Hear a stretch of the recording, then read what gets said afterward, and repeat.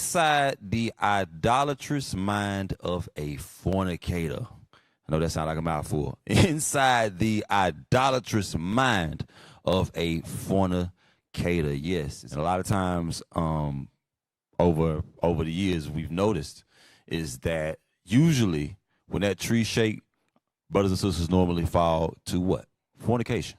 All right, so we're going to talk a lot about fornication, what that is, hoping to shed light on the mental processes. What's going on in your mind? What's going on in our mind when we're dealing with the spirit of fornication? You understand? And give some solutions, biblical solutions out of the scriptures to help to combat that spirit. All right, so we're going to go ahead and pop it off. Let's open it up with 1 Esdras chapter 8 and verse 7. Let's get that. 1 Esdras chapter 8 and verse 7. For Esdras had very great skill, so that he omitted nothing of the law and commandments of the Lord, but taught all Israel the ordinances and judgments. So right there, our forefather Esdras, the priest, mighty man of the Lord, right? It said he omitted nothing of the law. And now us being in this truth, learning who we are as the Israelites, we got to learn how to do the same thing. Right? We cannot omit God's laws. That's all we've been taught in Christianity, right? To omit God's laws. We ain't got to do nothing God say no more. God sent his son to die for you so you could keep on sinning. You hear how crazy that sound? Why would Christ die for us? Die for our sin, rather, just for us to keep on sinning? It don't make sense. So that's why now coming into the knowledge of the truth, we have to understand that we cannot omit the law. So let's go to the law real quick. Get Exodus chapter 20 and verse 14. Exodus chapter 20 and verse 14. We're not omitting the law no more. All right? And if that's something that you've been doing, Lord willing, you change your mind. Read that. Exodus chapter 20 and verse 14. Come on. Thou shalt not commit adultery. What did it say? Thou shalt not commit adultery. So the Bible says, it's very clear. It says, thou shalt not commit adultery. Right? And you may say, well, Officer Rod, I thought this class was about fornication. Right? I ain't committing adultery. I ain't even married. All right, let's look at something. 1 Corinthians chapter 5 and verse 1. In case those were your sentiments. Right? What does adultery have to do with fornication? Read that. 1 Corinthians 5 and 1. 1 Corinthians chapter 5 and verse 1. It is reported commonly that there is fornication among you. So it says there it is reported commonly that there is fornication among you. Right? Let's get the report. Read on. And such fornication as is not so much as named among the Gentiles. The Gentiles ain't even doing this. Read. That one should have his father's wife. That one should do what? That one should have his father's wife. That one should have his father's wife. Key thing to pay attention to is that when you're dealing with someone else's wife or you're dealing with someone else's husband, you're dealing with somebody else's spouse, right? That's adultery. We understand that. Guess what, though? When we see that written in 1 Corinthians, it also explains that adultery is fornication. So in case you thought that they were two different things, adultery, fornication, the same thing. Read it again. 1 Corinthians chapter 5 and verse 1. It is reported commonly that there is fornication among you. Come on. And such fornication as is not so much as named among the Gentiles. That one should have his father's wife. Verse 2. So that's it right there. That's it. Fornication is idolatry. Not idolatry, but well, you know what? I kind of jumped the gun, but yeah, fornication is idolatry. You understand that? But also, just in terms of what we're talking about, fornication, adultery, the same thing. They vice versa. You can sub them two words out. Anywhere you see adultery in the Bible, you can sub that out with fornication. You see adulterer or adulteress in the scripture, you can sub that out with fornicator in the Bible. You can sub that out with whore or whoremonger in the Bible, right? And we're going to go through a lot of those scriptures tonight so we can actually see what that is. What is this spirit? How does spirit come upon me? How do I find myself willingly committing fornication? We're going to find out. Let's get 1 Corinthians chapter 14 and verse 37. Because remember it says in 1 Esdras 8 and 7 that the law not to be omitted, right? So 1 Corinthians chapter 5 and 1, the Apostle Paul gave us that, right? Watch what he says. Read that in verse 37. 1 Corinthians chapter 14 and verse 37. If any man think himself to be a prophet or spiritual, let him acknowledge that the things that I write unto you are the commandments of the Lord. So you hear what Paul said? He said, the things that I write unto you, the things that he's written unto us, are the commandments of the Lord. So back in chapter 5, we're reading about the commandments, fornication and adultery. You understand that? One and the same. So now let's get the definition. Let's see what fornication is by definition.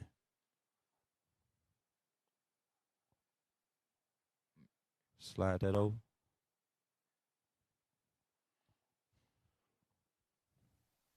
All right, cool. Read that. Can you see that? Yes, sir. All right. Fornication, sexual intercourse between people not married to each other. So there it is. It says fornication is sexual intercourse between people not married to each other. So regardless whether one or the other party is married at all, guess what? Fornication is between two people that ain't married to each other. Let's look at some of those synonyms. Extramarital sex. Extramarital sex. So extramarital, outside of marriage, beyond marriage, like extraterrestrial, beyond earth. You go extraterrestrial in your sin and fornication when you in extramarital sex. Come on. Extramarital relations. Uh-huh. Adultery. Wait a minute, what did it say? Adultery. So fornication and adultery are the same thing. It's the same word. You can sub them things out in the same sentence. It'll be the same thing, no problem. Right? Keep going. So keep a few more on there. Infidelity. Uh-huh. Unfaithfulness. Uh-huh. I can't see that one else. Cockatribe. Sex. Sexual intercourse. Intercourse. All right, so we get it. We get what fornication is. All right. Fornication, adultery. In case you did not know, fornication is adultery. So let's do a deep dive into this thing. Let's go to Mark chapter 7 and verse 21. Mark 7 and verse 21.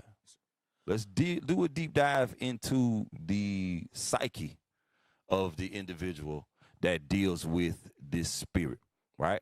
And if you deal with this spirit, this is the class for you.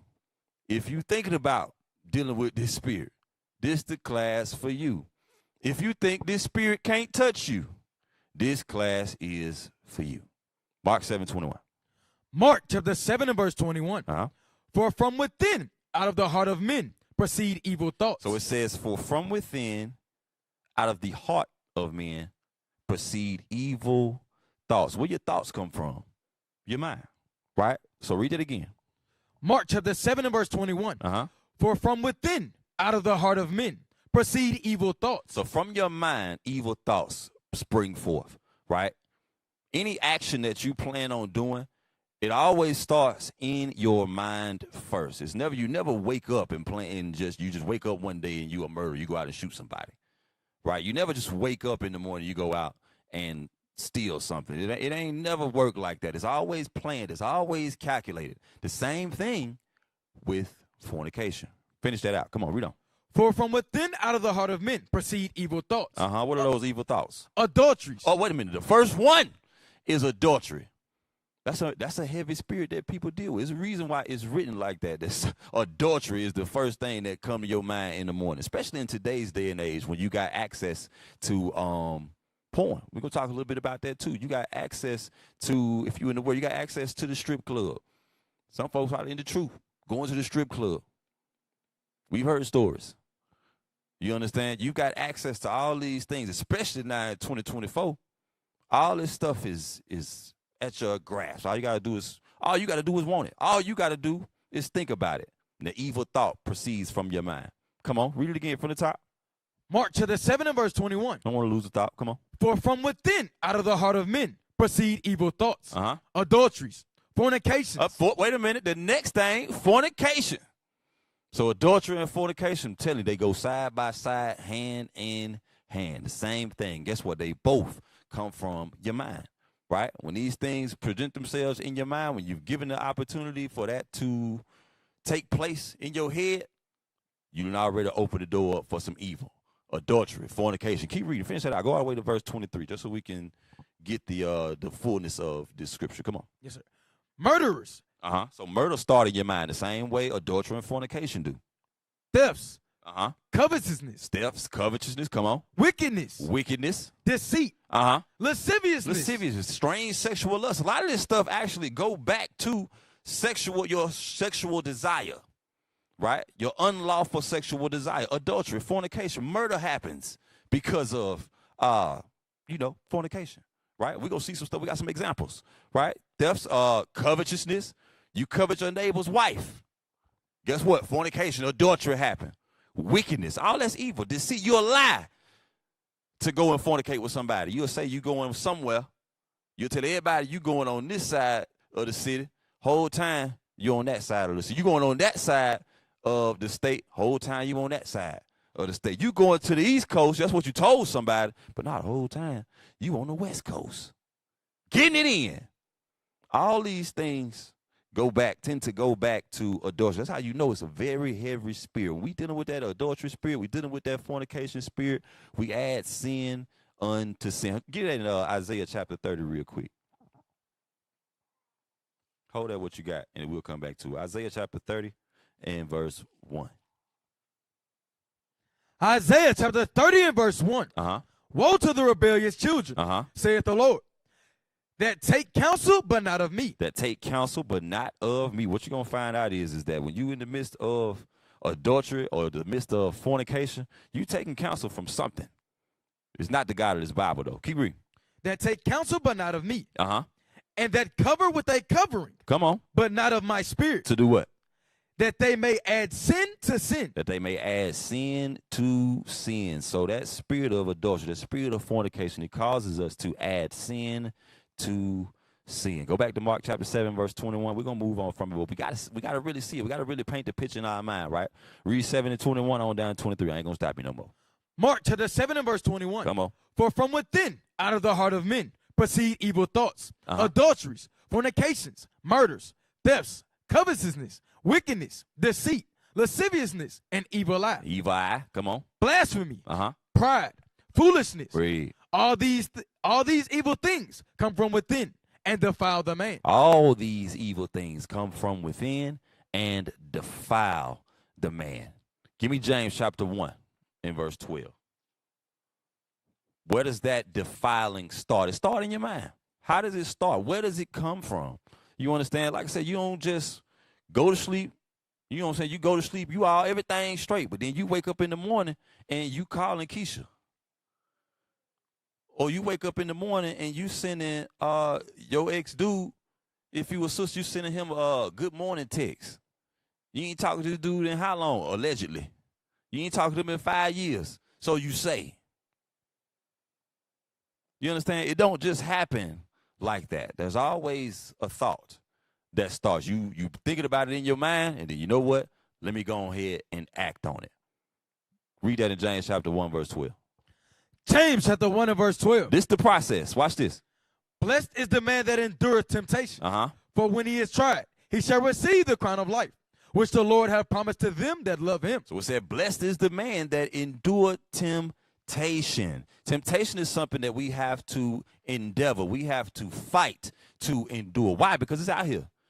It's openly and readily available everywhere you turn. You might be, you know what I'm saying, like you may deal with porn. That's on your phone. All you got to do is pick it up and go to your favorite website that you used to watch all the time in the world. You can go right, that thing still there. They ain't shut it down yet. Or maybe you got a work wife or a work husband, somebody at your job that tickled your fancy. That's temptation. You understand? Keep reading.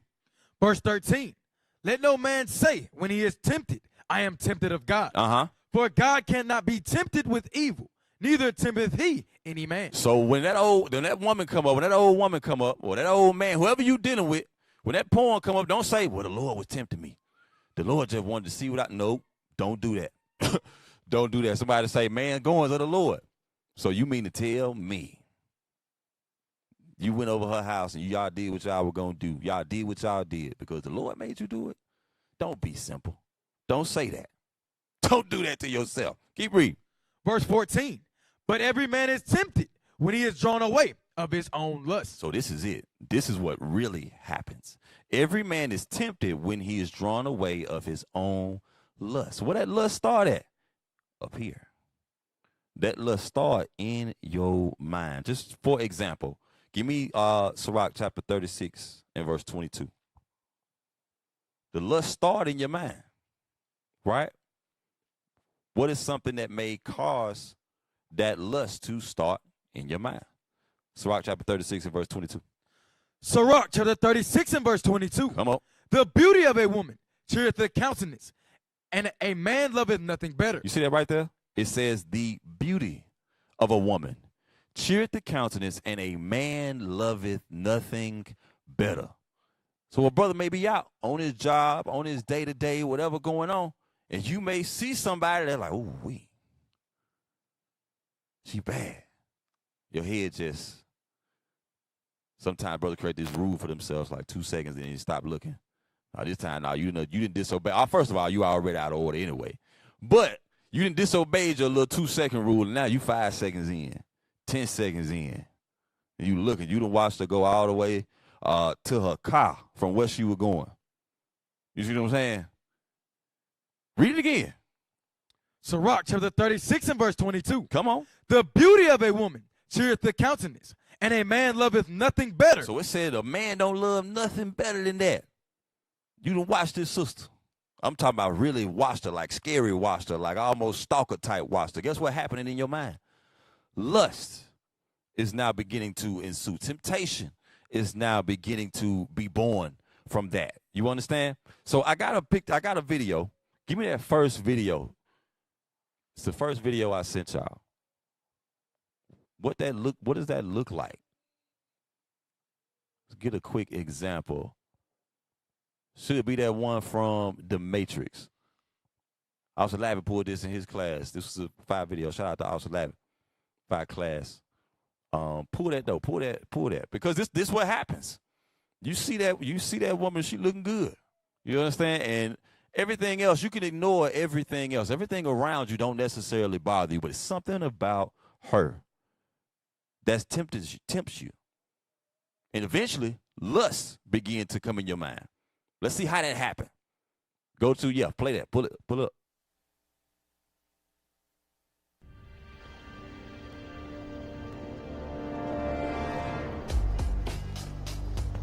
The Matrix is a system, Neo. That system is our enemy.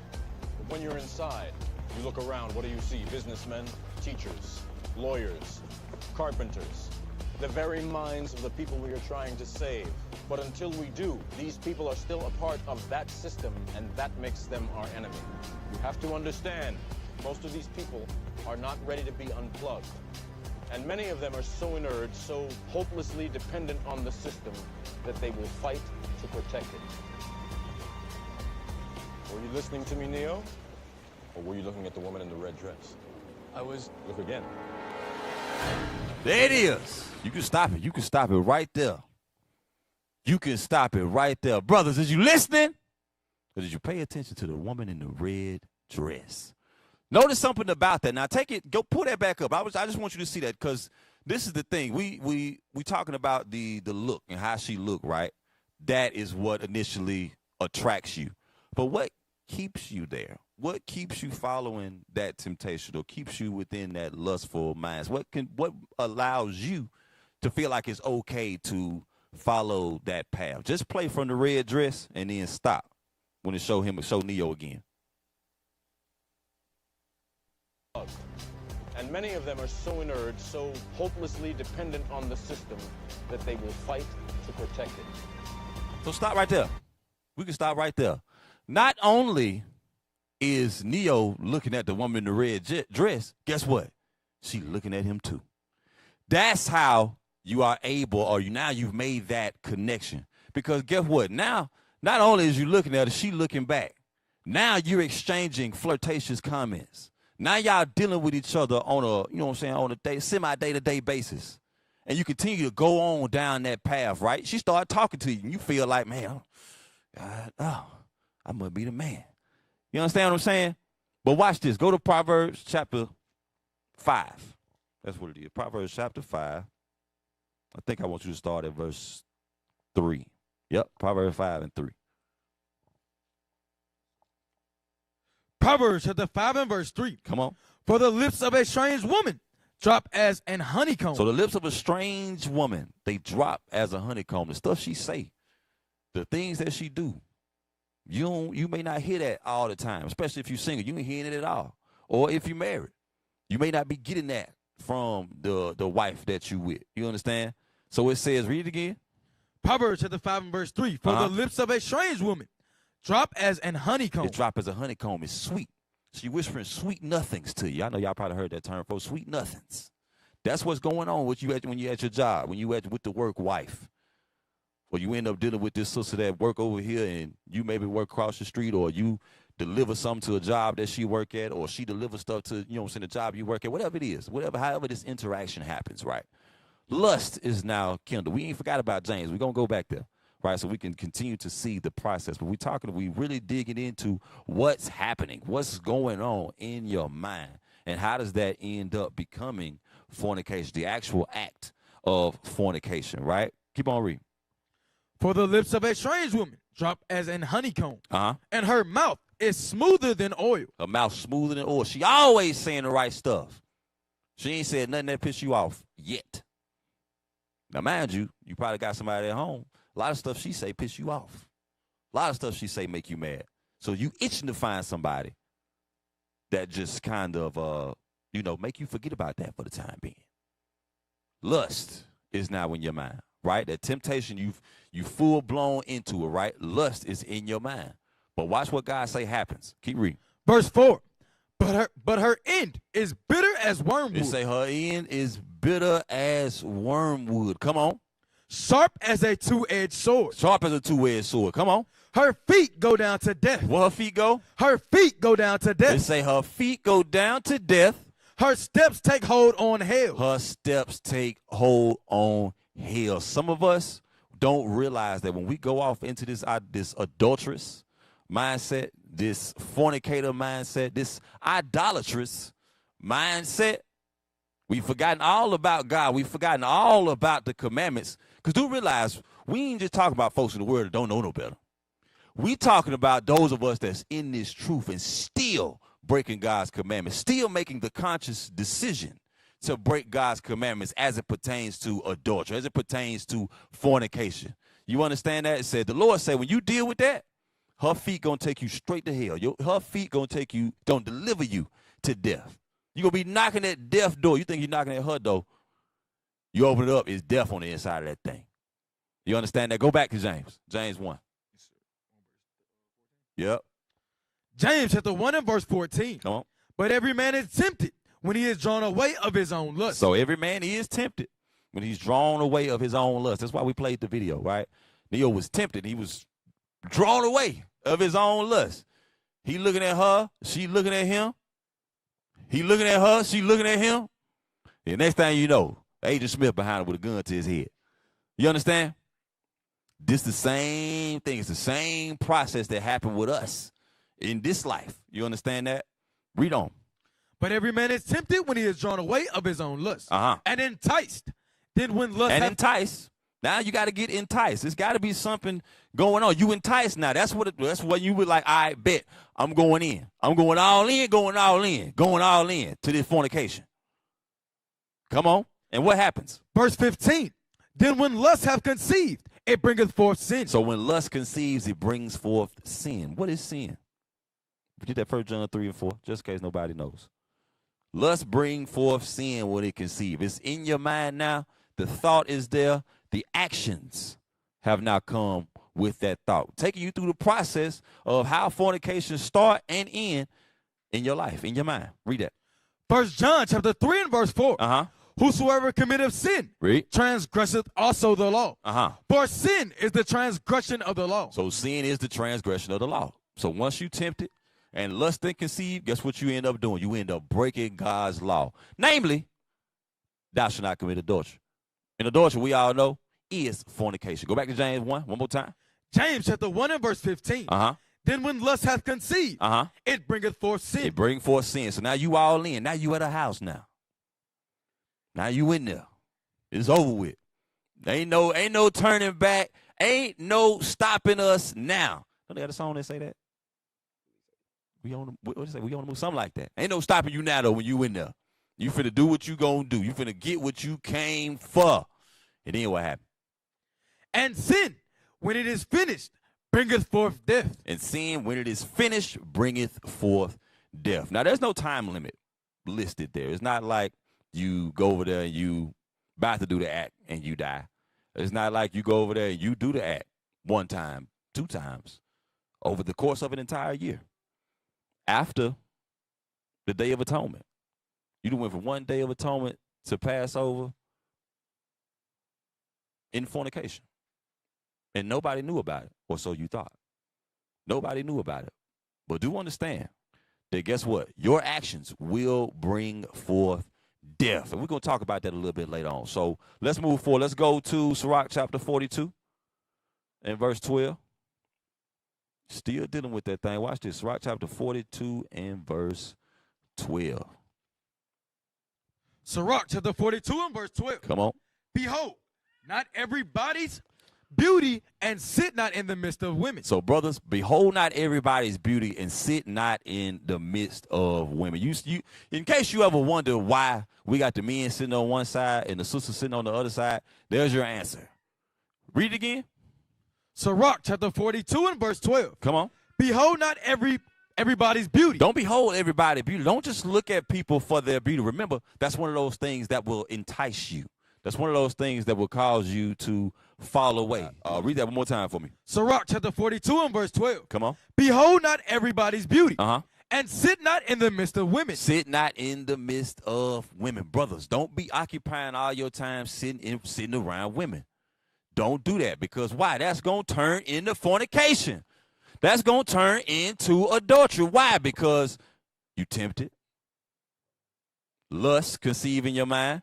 And then you entice. It ain't just because you're sitting there. It's because of everything that happens because you're sitting there. You understand? Everything that happens next, the next course of action that you take. Keep reading. Verse 13. For from garments cometh a moth, and from women wickedness. Betcha, I put everything I got on it. The Bible say wickedness comes from women. You sit in the midst of women. If it's 5 women, I guarantee you 2 of them might try you. You understand that? So you got to be mindful of that, brothers. Don't think that you are above the sin of fornication. Don't be like, I don't deal with fornication. I'm stronger than that. Don't do that to yourself. Don't lie to yourself. You understand that? Don't worry about lying to leadership. Don't worry about lying. Don't lie to yourself. Because don't nobody else see you. God see you. Keep reading. Verse 14. Better is the churlishness of a man than a courteous woman. So it says, better is the churlishness of a man than a courteous woman. So a churlish man would be like that brother rude, right? Don't nobody want to deal with this brother. But that's better than a courteous woman. Why is that better than the courteous woman? Because everybody want to deal with the courteous woman. Everybody want to deal with that sister they can talk to. That one that's always talking back. That one that's always in men's face smiling. That friendly sister. Yeah, we like her because she don't never put forth no type of discretion, no type of wall to say like, nah, brother, you can't get that close to me. It ain't never high and by with her. It's always, because you can always expect the conversation with her if you a brother. You understand? That's why it says the churlishness of a man is better than a courteous woman. So, yes, sisters. Yeah, go ahead and get involved, sisters. Yes, if you a courteous woman, you got to stop that. You have to become shame-faced. That's what it's going into. Courteous right here is the opposite of shame-faced. You always in men's face. You don't have no discretion. You don't care nothing about none of it. It could be you and another brother. Y'all sitting up there, y'all watching you. This ain't your husband, by the way. Y'all drinking alcohol together, chilling.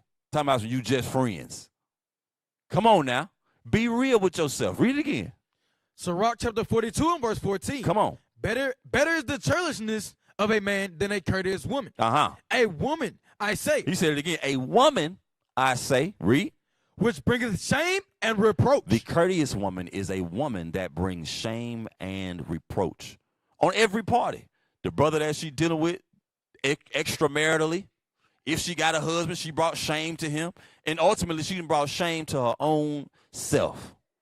Because now she is viewed, once it all go down, she is viewed as the hoe. We done all heard stories about them. You understand that? So why do that to yourself? Why pretend like adultery and fornication is not a spirit that can jump on you? You understand that? Give me one more scripture. Hold on. Give me Sirach, Sirach 11:2. Talk to my sisters for a minute. Sirach chapter 11, verse 2. And it's class for everybody, regardless of your gender. But these are some specific scriptures right here. Watch this. Sirach chapter 11 and verse 2. Commend not a man for his beauty. Commend not a what for his beauty? Commend not a man for his beauty. Say commend not a man for his beauty. Yes, sisters. That spirit that men deal with, that man loveth nothing better than a beautiful woman. Guess what? Y'all deal with it too. Read it again. Sirach chapter 11 and verse 2. Commend not a man for his beauty. It said commend not a man for his beauty. Because guess what? In your mind, temptation, then lust, then you're going to get enticed, then sin, and then at the end of it all, death. You understand that? Commend not a man for his beauty. Read on. Neither abhor a man for his outward appearance. So don't abhor a man for his outward appearance as well, because a lot of times y'all be,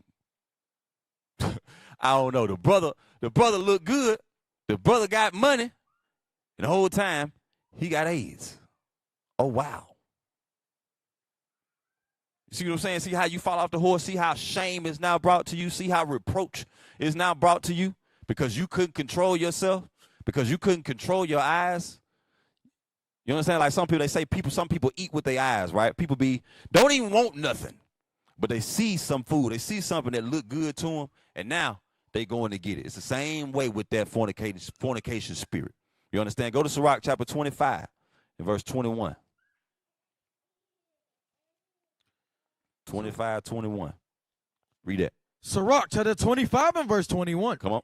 Stumble not at the beauty of a woman. Stumble not at the beauty of a woman. Same sister. Stumble not at the beauty of a man. Come on. And desire her not for pleasure. And desire her not for pleasure. Because that's what you're going to do.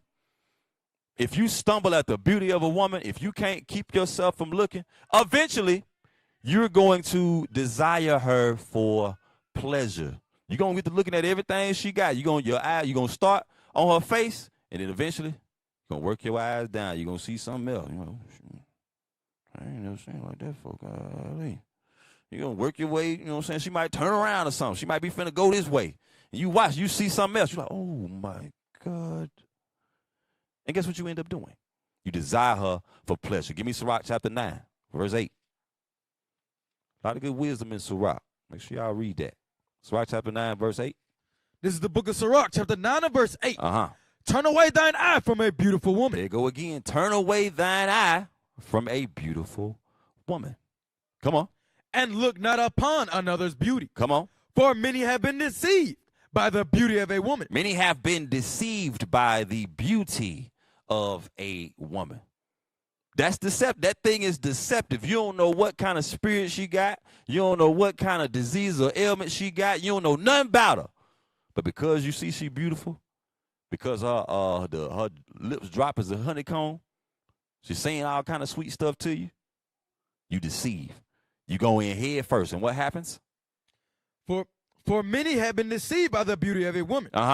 For herewith love is kindled as a fire. Says, for herewith love is kindled as a fire. You done fell in love. Or so you think. Give me that next video. This next video. See, the very next one is called Your Brain in Love and Lust. Let's get that video.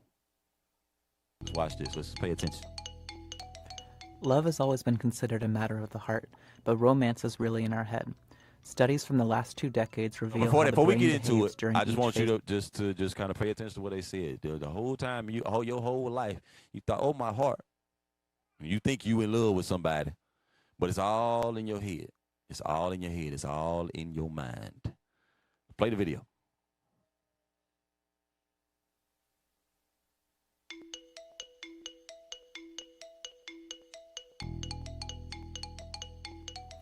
Love has always been considered a matter of the heart, but romance is really in our head.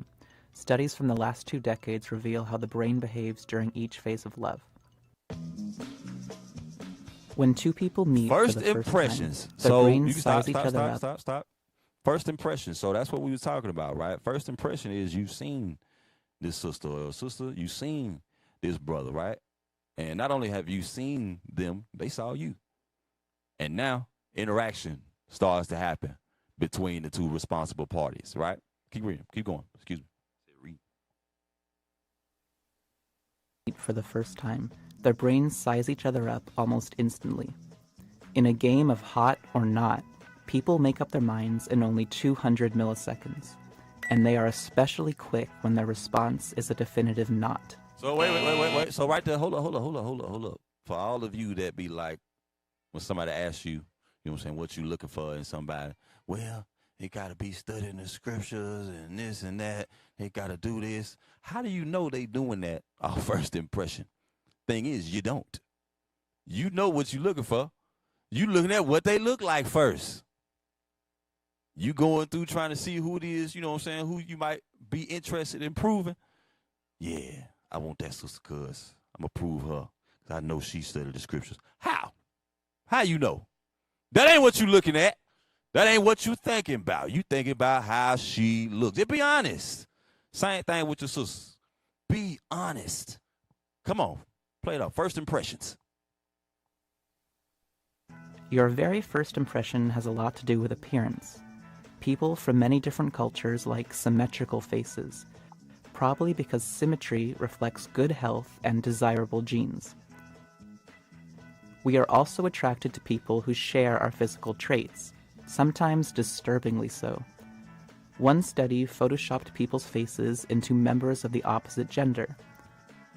Not only did most people fail to recognize the altered photo of themselves, they also gave that photo their highest rating. Voice is important too. Women usually like voices that belong to men with attractive bodies. I'm telling you, bro, listen, the Bible a true book.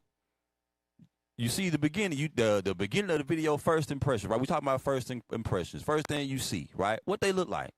Then the next thing you pay attention to their voice. Brothers listening to the sister with the, she can't have a voice like mine. You listen for the sister with the, you know what I'm saying, the light voice. It ain't too heavy tone, you know what I'm saying? When it hits you, it make your heart flutter type voice. And the same thing with the sisters. You pay attention to a man's voice as well. Sisters don't want no man that sound like he got a frog in his throat. Let me say that. Sisters don't want no man that sound like that. So brothers, get the frog out your throat. But that ain't what we talking about. But this first impressions, right? First impressions. These are the things that what we want to show you by this video. These are the things that lead to those interactions between two people that often end up in fornication, which cause us to fall away from the Lord, which cause a lot of people to fall out this truth. A lot of people have fell out the truth and ain't found their way back yet because of fornication, because of a thought. You understand? Keep on playing that.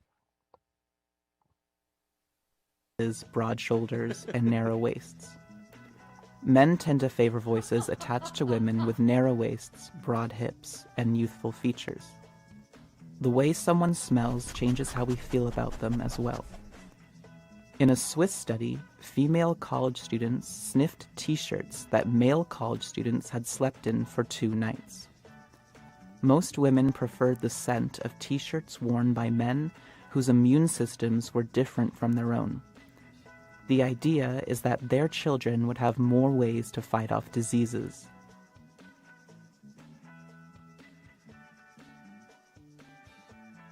When you like what you see, hear, and smell, certain chemicals begin to bubble in your brain.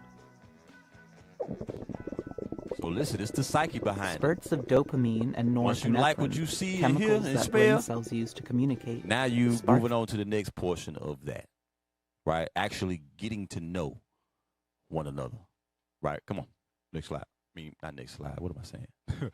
Next, well, keep going. Keep playing that to the timestamp 309. You go ahead. Excitement. Your heart rate increases, your skin flushes, and you sweat a little. As you get to know someone, a different team of neurotransmitters and hormones starts swimming in your brain. Kissing keeps the dopamine flowing, which keeps pleasure circuits in the brain happy.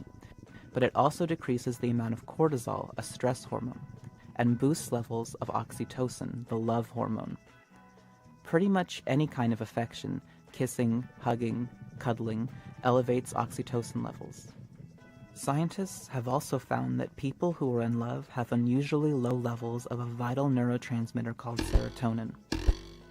Similarly, the brain cells of people with obsessive-compulsive disorder are unusually insensitive to serotonin. In other words, love is an obsession. So wait a minute. That thing becomes an obsession to you, right? It becomes an obsession. You now, not only are you seeing this person maybe day to day, you going home and you can't even stop thinking about them. You trying to see what they doing, see what they got going. And it's all the one end goal, right? It ain't like you really trying to do nothing with them, do nothing productive, do nothing righteous with them. You trying to get it in. You trying to fornicate. That's the whole reason all this is going on, because it started in your mind and now you've gotten to this point, right? Where, like you saw the other image on there where it says as the oxytocin starts to rise, as the other chemical, the dopamine, the pleasure hormone and things like that, all that rises, and the cortisol, the stress hormone, the thing that was keeping you from doing it, starts to go down. Your inhibitions are now lowered. Now, you don't give a damn no more. It's over with. You in there. Love has kindled as a fire. And guess what? That's lust. As you notice, we went through the video, right? She's been using the word love. The thing is, you never heard the word lust because those fleeting feelings are often associated with both of those, love and lust. And now in your mind, you don't know what's going on. I'm here to help you out. That's lust. You don't know nothing about this person. All you know is every time you see them, stuff started changing about you. And I'm going to leave that to the imagination. Things start to change about you when you see and you think about this person. Guess what? That's lust.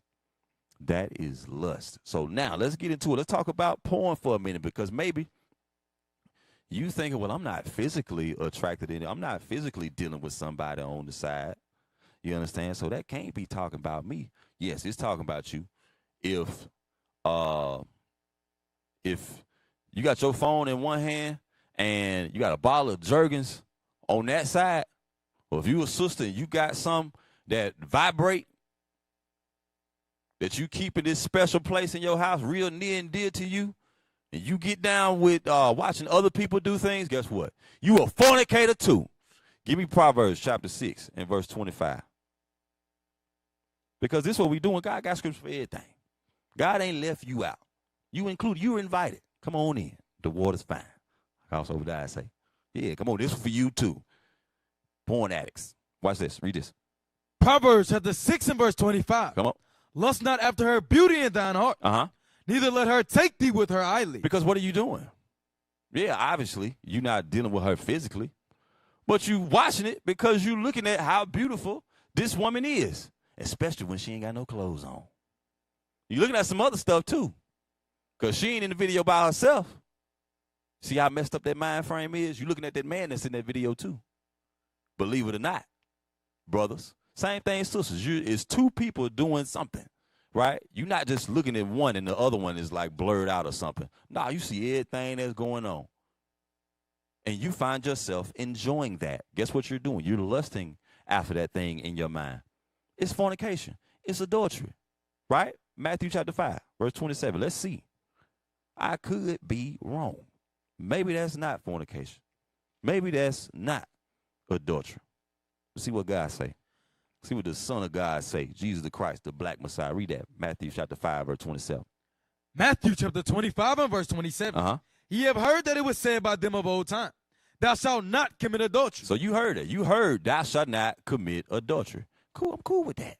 I ain't doing nothing physically with nobody. I ain't committing adultery. I ain't in the midst of fornication. You sure? Read the next verse. Verse 28. Uh-huh. But I say unto you that whosoever looketh on a woman. Whosoever do what? But I say unto you that whosoever looketh on a woman. So whosoever look on a woman. To lust after her. To lust after her, whether that be in person, in physical flesh, or on your phone, on your iPad, on your computer. You got the secret browser that don't nobody know about. Or you maybe got one of them apps on your phone where you can hide all the evil that you got going on in there. It look like a calculator. Yeah, it's a calculator app. Ain't nobody going to deal with it. Ain't nobody going to find my secret stash in here. What you doing? But I say unto you that whosoever looketh on a woman to lust after her hath committed adultery with her already in his heart. You already did it in your mind. You already committed the act. You see how Christ just magnified that thing? Get Isaiah 42 and 21. Watch this. Watch this right here. 42 and 21. This just kind of popped in my head. Isaiah 42. Yep. And yep, that's it. Isaiah chapter 42 and verse 21. The Lord is well pleased for his righteousness' sake. He will magnify the law. He gonna do what? He will magnify the law. It said he will magnify the law. We just read in Matthew chapter 5, verse 27, Christ just magnified the law on adultery. Not only is it in a physical act, it's also with your eyes. You also do it in your mind. Most of the time, that's when you watching that porn that you can't put down. Read Matthew 5 and 28 one more time, just so you know. Matthew chapter 5 and verse 28. But I say unto you that whosoever looketh on a woman to lust after her hath committed adultery with her already. So you already committed the act of adultery, fornication. You in the midst. Every time you go to your favorite website on your phone, you think ain't nobody looking. You close your door in your room and you sitting up in there, you done missed the Sabbath for no reason. All right. Job 31 and 1. Job chapter 31 and verse 1. I made a covenant with mine eyes. Why then should I think upon a maid? See that? See what Job did? This is one of the ways we can combat that. He said he made a covenant with his eyes. Why then should I think? You got to pay attention to that word. Read it again. This is the book of Job, chapter 31 and verse 1. I made a covenant with mine eyes. Why then should I think upon a maid? Why then should I think upon a maid? Yeah, you ain't doing it physically, obviously. But guess what? You watching that porn, you thinking about it. You doing it in your mind. You want to be that dude that's in that video. Or sisters, you want to be that woman that's in that video getting done bad, getting done all type of ways. You understand? And you like that. You know what I'm saying? You do what you do because of that. But do understand, that is adultery, which is the same as fornication. Next scripture, give me that in Sirach. Go back to Sirach chapter 9. This time read verse 5. Because this is something that Job understood. What would happen if we do not learn how to make covenants with our eyes, how to put the blinders on? We in tunnel vision. We got to learn how to do that. This is why. This is the book of Sirach, chapter 9 and verse 5. Come on. Gaze not on a maid, that thou fall not by those things that are precious in her. You see that? It says, gaze not on a maid, or make a covenant with your eyes, that thou fall not by those things that are precious in her. You don't realize how that one glance, that one gaze can cause you to lose everything based on the things that are precious in her, things that should be hidden, right? But now you don't get that. You don't care about that no more. You trying to get to where you trying to go. You watching your little video, and that's it. You head first in there. But guess what, brother? Guess what, sister? You will fall by that thing. The same way you'll fall by doing it with somebody physically, you'll fall by that thing in porn too. So if that's what you're doing, if that's your type of fornication that you're dealing with, let it go. Let it go. We gonna as we continue to go, we gonna learn why we need to let this type of behavior go. You understand? Let's get this next video. It's time consuming. We're gonna stop at 2:53. Than you think. About 40 million U.S. adults reported visiting. So right there, just in case you say, maybe you done told somebody you don't deal with porn. Listen, you saying that, but statistics show. Look at this. Just pull that picture back up. Pull that up from the video. Would it stopped on? It say 40 million people deal with porn in the USA. You not gonna make me believe in no way, form, or fashion that a few of them 40 million ain't wearing fringes in the border blue. One of them 40 million might be you. Don't play with it. Come on. They know. Ain't that something crazy? You watching porn and you think don't nobody know nothing about you. They know all your business. They know you watching it. How you think they able to put you in that number? You ain't hiding that thing. And most importantly, you ain't hiding it from the Most High God. We're going to talk about that a little bit later. Let's play the video. On a regular basis. Not only that, but various research studies show that it has detrimental effects on brain function. So let's get right into the ways porn addiction damages your brain. Porn rewires your brain. This is what your brain looks like. And this is your brain on porn. Not to sound like a corny 90s PSA, but these are actual brain scans that show just how much excessive porn usage alters your brain structure and reward system. In fact, porn is so potent that it can damage and rewire your brain in the exact same way drug addiction would. Here's how it works. Pornography triggers the release of dopamine, a neurotransmitter responsible for pleasure and reward in the brain. Over time, repeated exposure to pornography activates delta FOSB, a molecule that regulates the reward system in your brain and accumulates when you engage in any addictive behavior. This molecule basically acts like an electric switch in the brain and creates new neural pathways in response to overstimulation, aka dopamine release, from watching porn. The more exposure to porn, the more this switch goes off, making it extremely difficult That's to you in the bed at nighttime with your phone, the little twigs, little leaves hanging out your head. You see his little cover with moving and stuff. I wonder why that was. Come on, play the video. Is now wired to crave it constantly, the same way a person may crave a McDonald's cheeseburger or a hit of cocaine. Not in that particular order. If you notice that your urge for porn is persistent and even uncontrollable, it may be time to speak to a mental health professional. Negative impact on relationships. If you've ever gone down the rabbit hole of pornography sites at least once in your life, you probably know that there's a tremendous array of NSFW content beyond any person's wildest imagination. It's no wonder why real-life sexual So just stop right quick. We almost done with this video, but you see that? You jump into that rabbit hole of porn, it's all type of content that's beyond your wildest imagination. They got all kind of categories, stuff you wasn't even thinking about. But you see it, you tempt it, you lust after it, and you entice. Now you find yourself watching animals. Now you find yourself watching little children, kiddie porn. Ain't that something? Damaging effects to your mind. All sense goes out the window when you're dealing with that thing. And then we're going to see how it negatively affects your relationships. Because say you married, and this is something that you deal with. It's part for you. Play that.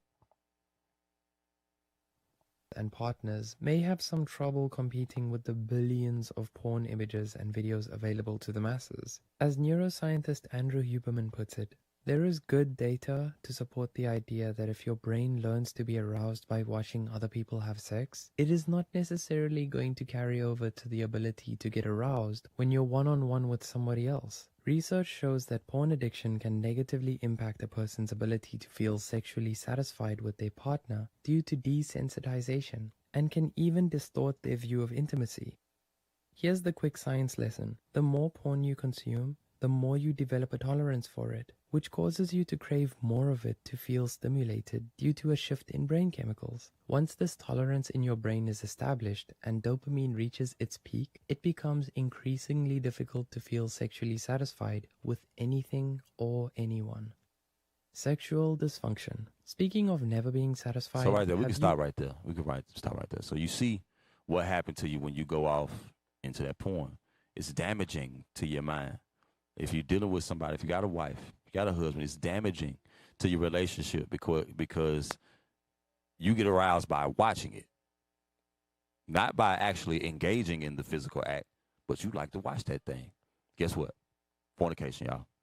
Fornication, adultery. It's the same thing. So now let's get into the idolatrous aspect of it, right? Because as you can see, unhealthy habits form when we go into dealing with lust. We go into dealing with fornication. We go into dealing with porn. You understand? It changes your mind, right? And you begin to do whatever you want, whatever you can to get the thing that you crave. You understand? All knowledge, all, all common sense go out the window. You find yourself doing things you would not normally do if you were in your right mind. Let me show y'all something. Wisdom of Solomon chapter 7 and verse 17. I'll show you something that King Solomon understood. This is the book of Wisdom of Solomon, chapter 7 and verse 17.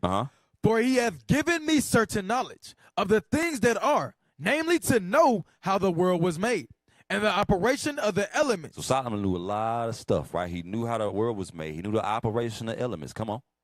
Verse 18, the beginning, ending, and midst of the times. He knew what was going to happen, what happened at the beginning. He knew what was going to happen in the midst, and he knew what was going to happen at the end of time. Come on.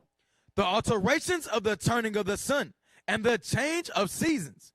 Verse 19, the circuits of years and the position of stars. He knew astronomy. He knew all that. King Solomon was bad. But watch this. Watch what else he knew.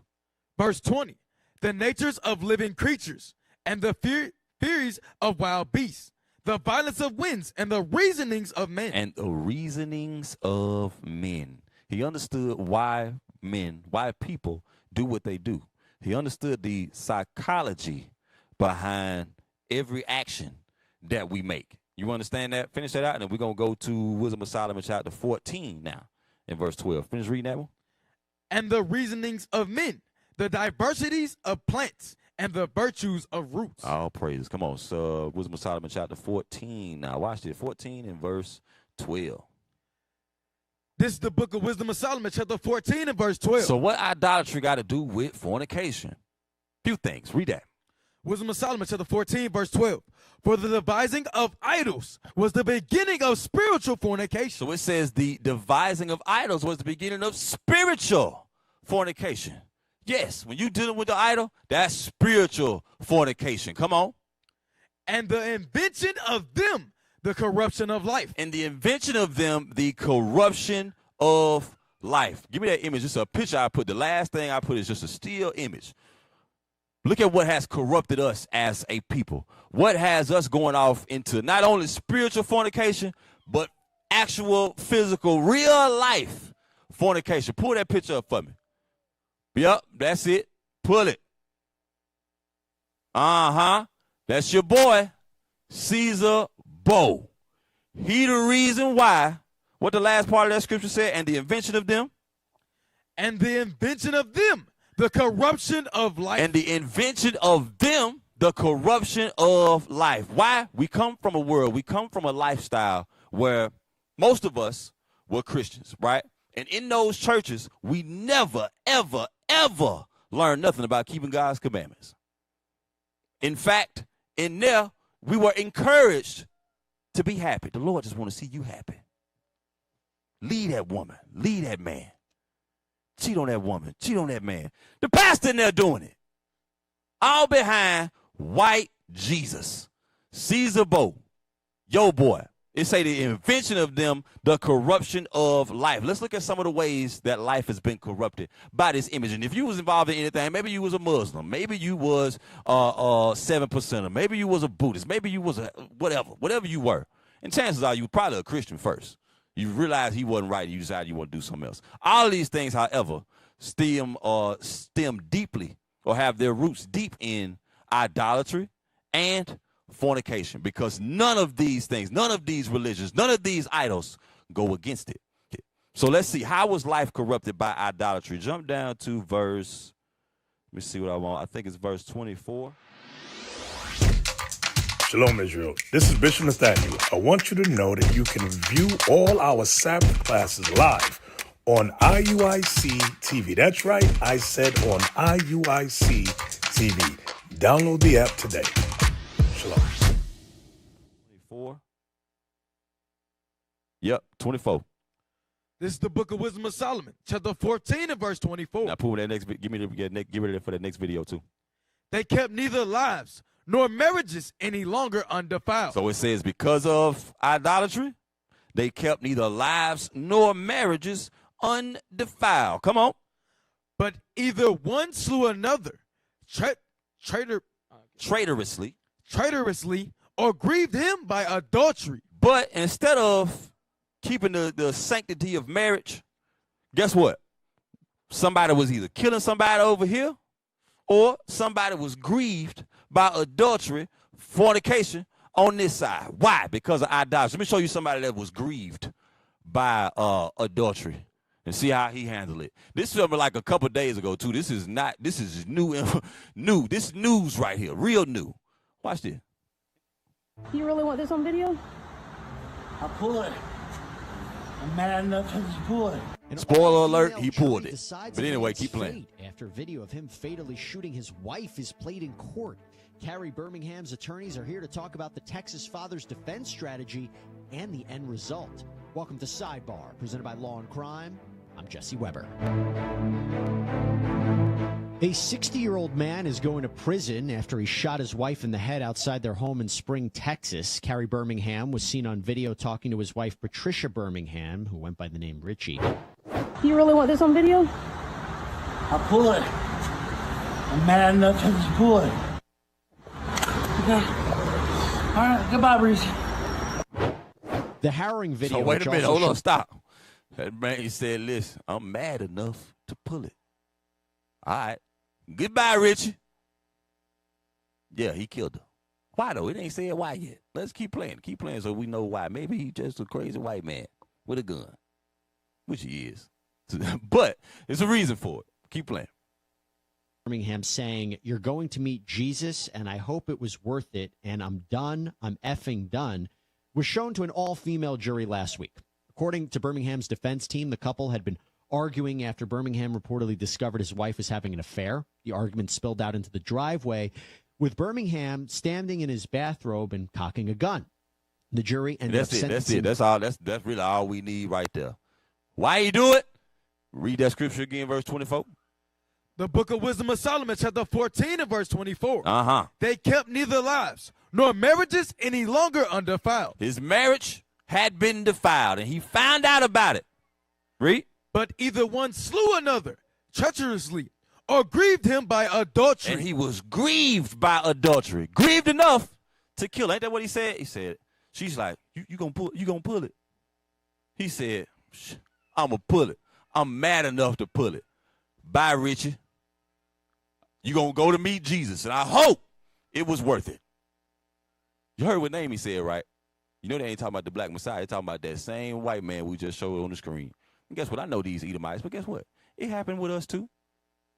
It happens with us too. There's several videos that'll come out with men dealing with women, and these women is evil as hell. Fornication, adultery, all this going on, and he pull up to the door and shoot her on camera and shoot himself. Grieved by adultery.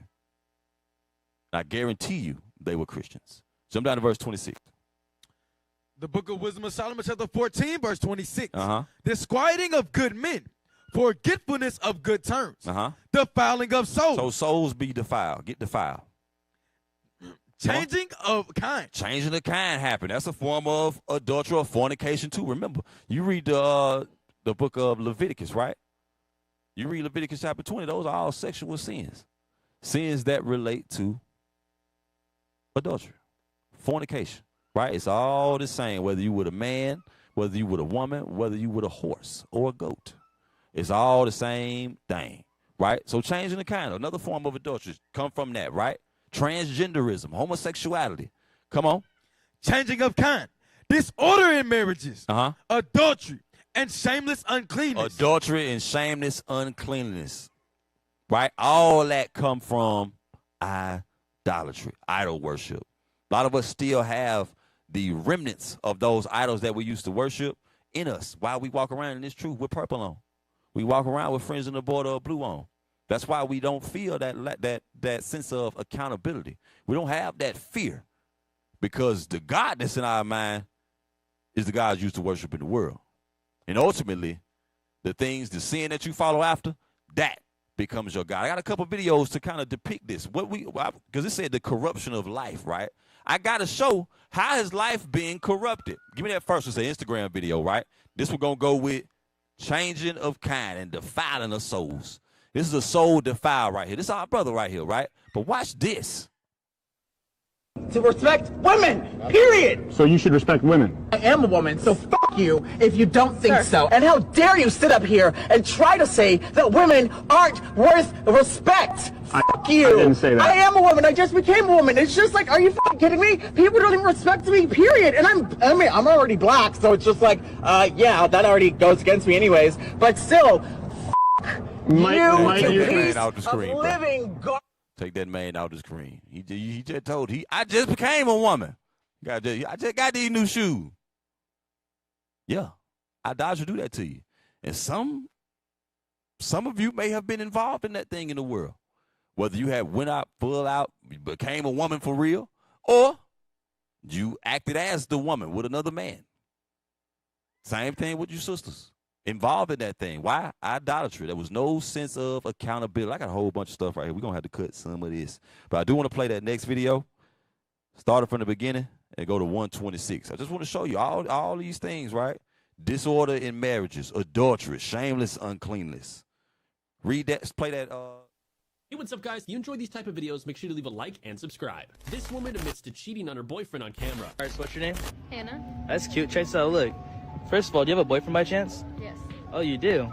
Well, look, if you tell me the crazy secret, a secret your boyfriend's never found out. And if I find it crazy, I'll give you 1, 2, 3, 4, 5, 6. I'll give you $100 in cash right now if I find it crazy. If not, I'm walking off and I'm posting your secret. You in or you out? I'm in. All right, so what's the secret? What's the secret you kept from your boyfriend? And I don't got that many followers, too, so you can tell me anything. Okay, so I'm supposed to be in Florida right now. And he gave me the money for a ticket. Wait, so you're supposed to be in Florida right now? Yes. What you doing in LA? I'm meeting up with the guy. Hold up! Stop! Wait a minute! The dude she was dealing with paid for a ticket for her to go to Florida. And we might not need to play all of it because you get the point. What she gonna say is something had happened to her grandma. And she was all sad about it. So the dude gave her money to go to Florida to visit her grandma. Guess where she went? The whole other side of the country. She in L.A. to get with some other dude. Shameless, unclean. You may think, well, that's an Edomite. That's what they do. Guess what? If you do it, you the same as them. Get Hebrews chapter 12, verse 16 for me, please. Just in case. You ain't know that. Hebrews 12, 16.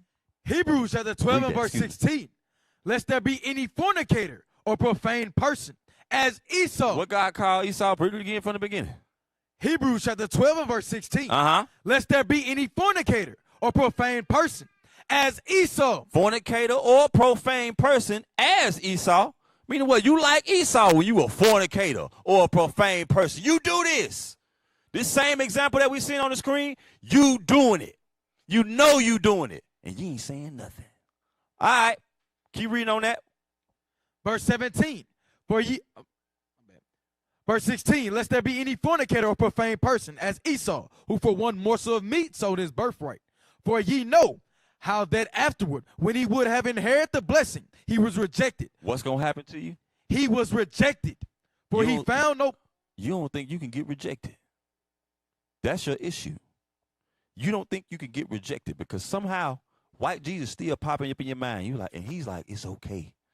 Go ahead, commit the adultery. Go ahead, commit the fornication. Go sleep with the sisters. It's all right. Be happy. Okay, keep reading.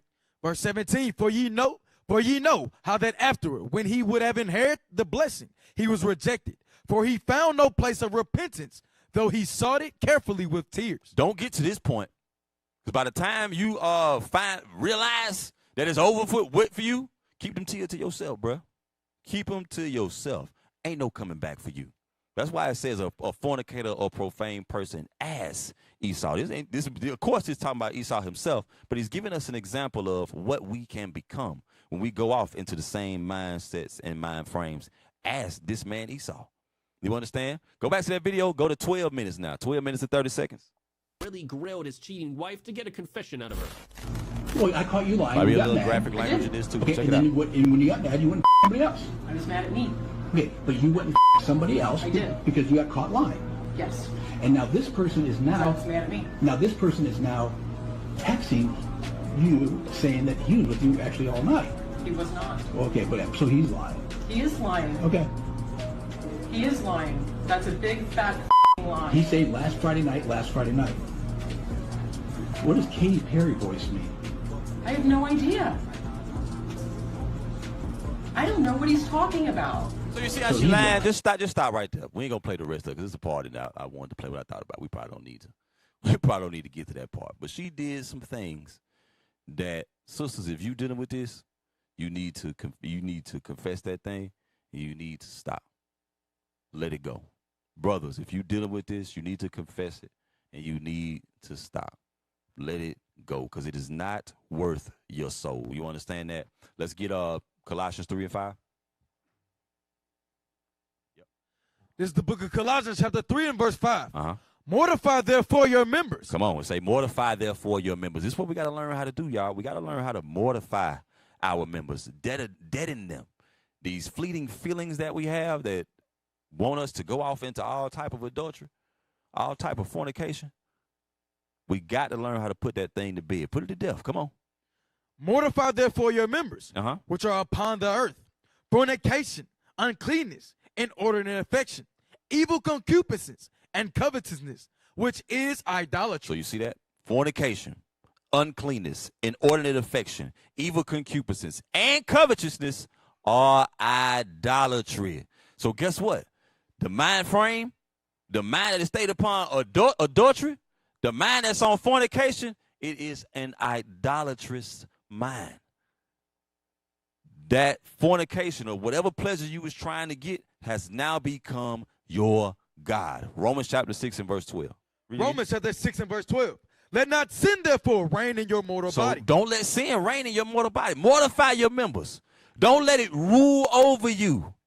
Because once you entice, like that picture we saw, that video, the cortisol come down, the stress hormone come down.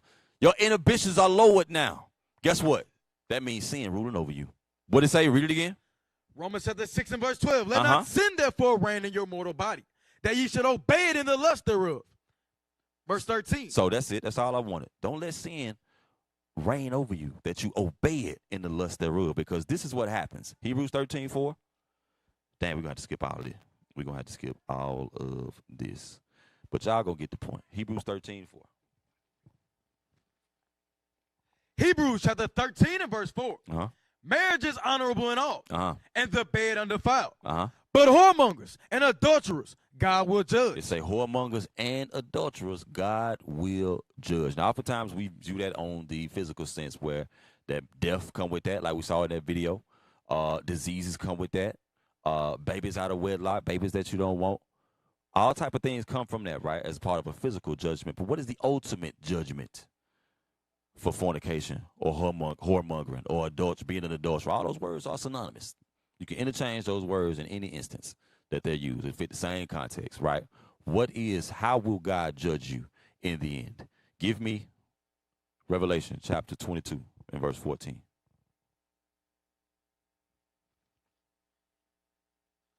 This is the book of Revelation, chapter 22 and verse 14.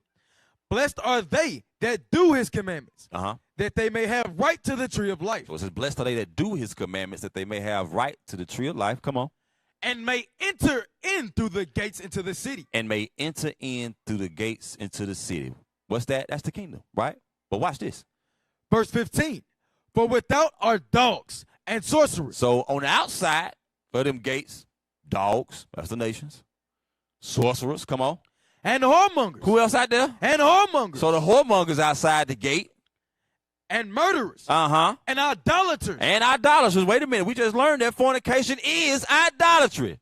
You're going to be out the gate, read. And idolaters. And whosoever loveth and maketh a lie. Now you may say, well, okay, I don't get into the kingdom, right? I guess I'll be all right being outside the gate, right? What does outside the gate mean? Go back one chapter, Revelation 21 and verse 8. Read that. Let's get some fear in ourselves, because a lot of us, let's just be honest with you. A lot of you do not fear the Lord. You don't fear the judgment that's going to come upon you because of what you do, because of the sin you commit. That's why you do it. You ain't got no fear. Why? Because you're still holding on to white Jesus. There wasn't no need to fear white Jesus. Jesus told you could do whatever the hell you wanted to do. You, in your simple mind, you roll with that, right? All right, let's see what you get.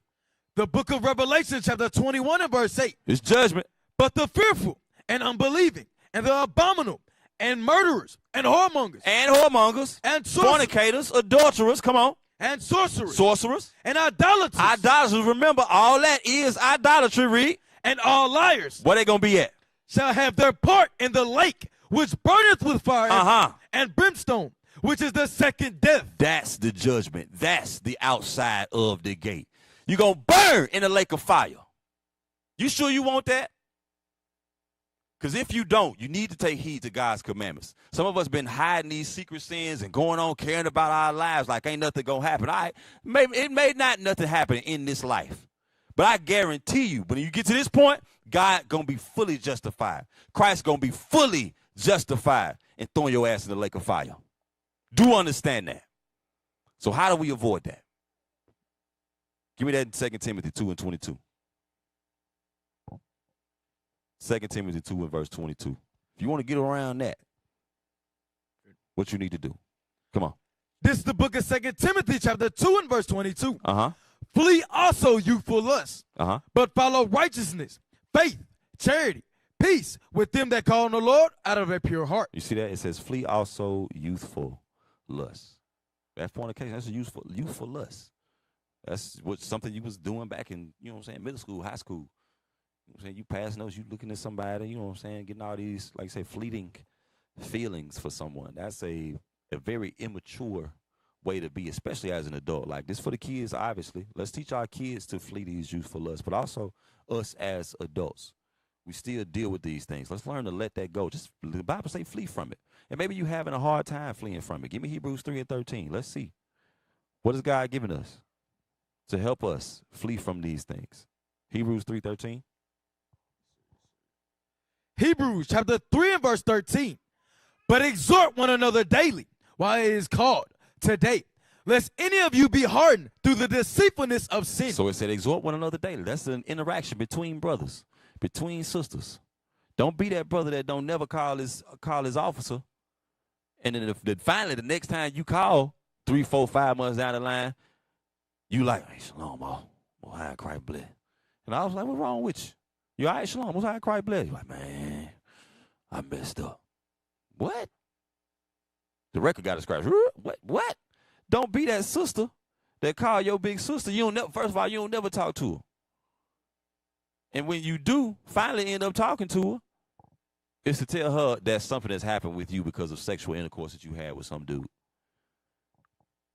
God has given us these things. Let's talk to each other. Say, exhort one another daily while it is called today, lest any of you be hardened through the deceitfulness of sin. You become hardened to sin when you don't talk to nobody. When you by yourself and you think you can do bad all by, you're going to do bad, all right? You're going to do terrible. It's over with by yourself. Think can't nobody tell you nothing. Don't nobody know what I'm dealing with. Don't nobody understand. We just seen the thing say 40 million people in the U.S. alone watch porn. I guarantee you, a lot of them got friends in the border of blue. And if they're not watching it now, they're probably somebody they're used to. Somebody that is actually dealing with that spirit the right way, battling with that spirit, and winning. At least most of the time. They can tell you, hey, this is what I did. This is how I handle this, right? God has given us these things. He's given us his commandment. Not only has he given us his commandment, he's given us his brothers and sisters around us, right? There is literally no way that we can lose. You understand? All we got to do is understand that we need to study, pray, and apply these scriptures and get our mind right. Repent. Get some self-control. Get some temperance in your life. 3 more scriptures. Give me Psalms 94:19. Because remember, all of these things, all of these actions, fornication, adultery, any sin you can go into, starts with a thought, right? Let's see how we combat that. Psalms 94:19. This is the book of Psalms, chapter 94 and verse 19. In the multitude of my thoughts within me, thy comforts delight my soul. It said, in the multitude of my thoughts within me, thy comforts delight my soul. God's comforts, the word of God. Romans 15:4 show you what that is, right? It's the things written aforetime that were written for our learning, right? That we may have hope and comfort. You understand that? These things got to come to us in our thoughts. When our mind is all bugged out and all over the place, we got to be able to catch ourselves or use the word of God to catch you. You understand? Watch this. Wisdom of Solomon 6, verse 12. And maybe you don't know those scriptures. All right, that's why you call somebody. So they can exhort you daily, so you're not hardened through the deceitfulness of sin. Right? 6 and 12, Wisdom of Solomon. This is the book of Wisdom of Solomon in chapter 6 and verse 12. Wisdom is glorious and never fadeth away. So wisdom is glorious, right? That's what we're talking about. Jump down to verse 16. Verse 16. For she goeth about seeking such as are worthy of her. So that's what wisdom does. Wisdom goes about seeking such as are worthy of her. Come on. Showeth herself favorably unto them in the ways. And what else? And meeteth them in every thought. What does wisdom do? and meeteth them in every thought. Wisdom meets us in every thought. Once we seek to obtain that wisdom, when we thinking about adultery, guess what's coming? Wisdom pulling up like, nope. When we thinking about fornication, wisdom pull up, skirt. Nope. Why? Because you actively seek wisdom. And we know that wisdom, well, the fear of the Lord is the beginning of wisdom. It starts with that fear, right? You got to learn how to fear the Lord, not the eyes of man. Because I know a lot of y'all sneaking around and not hiding it and not want to tell nobody. But if that's going to be the case, at least fear the Lord. Because we know what's going to happen to us in the end if we do not change these behaviors. And God has given us wisdom to meet us in these thoughts, to comfort us in the multitude of our thoughts, right? Last scripture, Wisdom of Solomon chapter 7 and verse 24. We're going to read down to verse 28, and then we're going to be done. This is the book of Wisdom of Solomon, chapter 7 and verse 24. For wisdom is more moving than any motion. We're still talking about wisdom. Wisdom is more moving than any motion. She passeth and goeth through all things by reason of her pureness. Right. Wisdom is pure. You understand? Nothing defiled can come into wisdom. It's pure. Right? Come on down to verse. Let's jump down. Matter of fact, just read it. Read on down. Go ahead. I ain't going to stop you no more. Verse 25. For she is the breath of the power of God, and a pure influence flowing from the glory of the Almighty. Therefore, can no defiled thing fall into her. You see that? Wisdom is a pure influence. Oftentimes we're influenced or tempted by those outside stimuluses or outside sources, right? Remember, it's all this is happening in your mind until eventually you're caught with your pants down. Literally. You understand? You have to allow wisdom to come into your life, wisdom to come into your mind, fear to come in your mind. That's what brings forth that wisdom. And guess what? Wisdom becomes your influence now. That's how it meets you in every thought. Come on. Verse 26, for she is the brightness of the everlasting light, the unspotted mirror of the power of God, and the image of his goodness. Verse 27, and being but one, she can do all things. Read. And remaining in herself, she maketh all things new. She maketh all things new, including you. You become a new creature when wisdom is in your life. Come on. And in all ages, entering into holy souls. Wisdom enters into holy souls. Holy means set apart. When you start to, when you actually decide you're going to set yourself apart from that fornication and anything that may cause you to go into that, guess what? Now, wisdom can enter in. Come on. And in all ages, entering into holy souls. She maketh them friends of God. What does wisdom make you? She maketh them friends of God and prophets. So guess what? Wisdom makes you a friend of God. I don't know about nobody else, but I want to be God's friend. I want God to be my friend because I know he ain't throwing any friends in the lake of fire. You understand that? Wisdom makes us the friend of God and prophets. Last verse 28. Verse 28. For God loveth none but him that dwelleth with wisdom. The reason is God don't love nobody except those that dwell with wisdom. Those that fear him enough to keep his commandments. What is a nation? Nation is family. Nation is community. Nation is men leading by example. Nation is women's support. Nation is children with role models.